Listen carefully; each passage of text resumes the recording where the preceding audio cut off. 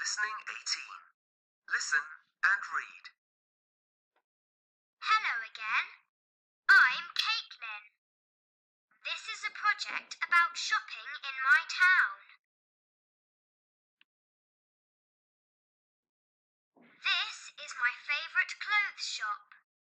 I buy all my clothes here, especially my t-shirts.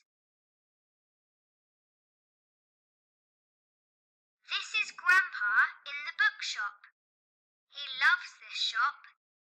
He buys lots of books here.